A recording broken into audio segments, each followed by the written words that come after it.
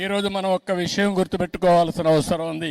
ఆర్య వయస్సును కూడా ఒక్క నిమిషం మనం ఆలోచించాల్సిన అవసరం ఉంది. నేను చాలా సార్లు చెప్పాను, సమాజంలో కష్టపడి పని చేసేవారు, తెలివితేటలతో పనిచేసేవారు ఆర్య వయస్సులు. నీతి నిజాయితీగా వ్యాపారం చేస్తారు, తెల్లవారి నుంచి సాయంత్రం వరకు దీక్షగా పనిచేస్తారు. అదే సమయంలో సంపాదించిన డబ్బులు, కొంత డబ్బులు ఏదైతే ప్రజల సేవకు ఖర్చు పెట్టే ఏకైక కులం ఆర్య వయస్సులు అని చెప్పి కూడా నేను మీకు తెలియజేస్తున్నా. ఇది ఇప్పుడు వచ్చింది కాదు, వాళ్ళ బ్లడ్ లోనే వచ్చింది, వారసత్వంగా వచ్చింది. ఎక్కడ అవినీతి చేయరు, అవినీతి చేయాలని ధ్యాస లేదు, కష్టపడి సంపాదిస్తారు. అందులో వాళ్ళకు తోచిన విధంగా దాన కార్యక్రమాల కోసం, ధర్మ కార్యక్రమాల కోసం వెచ్చించే వ్యక్తులు ఆర్య వయస్సులు అని చెప్పి కూడా నేను మీకు తెలియజేస్తున్నా. వారిని మనస్ఫూర్తిగా అభినందిస్తున్నా. వారు కూడా ఇప్పుడిప్పుడు కొద్దిగా వ్యాపారాలు, పెద్ద వ్యాపారాలు చేస్తున్నారు గాని ఒకప్పుడు చిరు వ్యాపారాలకే పరిమితం అయ్యారు. ఎక్కడన్నా కిళ్ళీ కొట్టు ఉంటే ఆ కిళ్ళీ కొట్టు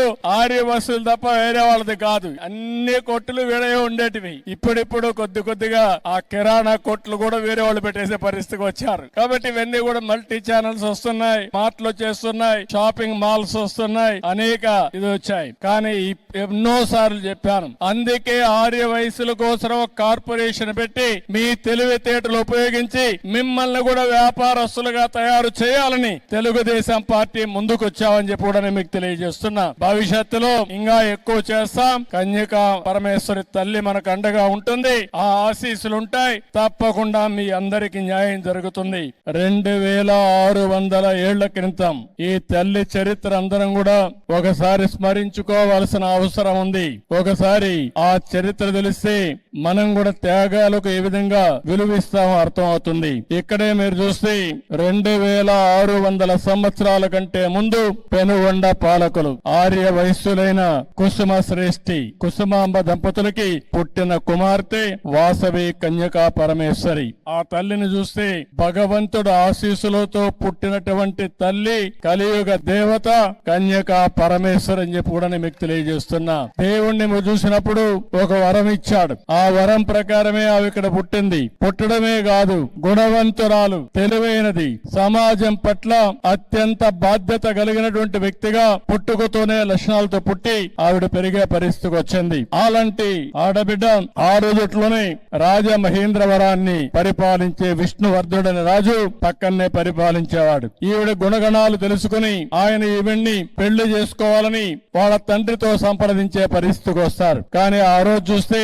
714 మంది గోత్రీకులు కుసుమ శ్రేష్ఠి దీనిపైన అడగ్గా వాళ్ళకు సంబంధించిన వ్యక్తులు 102 మంది గోత్రీకులు అంగీకరించలేదు. ఆవిడకి కూడా ఇష్టం లేదు. ఇష్టం లేనప్పుడు ఆవిడ పెళ్లికి నిరాకరించింది. దానిపైన ఆ రోజుట్లోనే మనం చూసాం. ఎవరైతే విష్ణువర్ధనుడు ఆగ్రహం చెంది నాలాంటి వాణ్ణి కాదంటారని ఎక్కువ ఆగ్రహాన్ని పెంచుకొని ఏం చేయాలో చేస్తానని చెప్పి ఇష్టానుసారంగా మాట్లాడే పరిస్థితికి వచ్చింది. ఒక పక్క తల్లికి ఇది అధర్మం అని తెలుసు, న్యాయం పైన నిలబడాలని తెలుసు. కానీ అదే సమయంలో సాంప్రదాయానికి కట్టుబడి తన వల్ల రక్తపాతం జరగకూడదని వాసవి దేవి అగ్ని ప్రవేశం చేశారు. శాంతిని కాపాడాలని ఆత్మ బలిదానం చేశారంటే అది తల్లి చూపించిన చొరవ.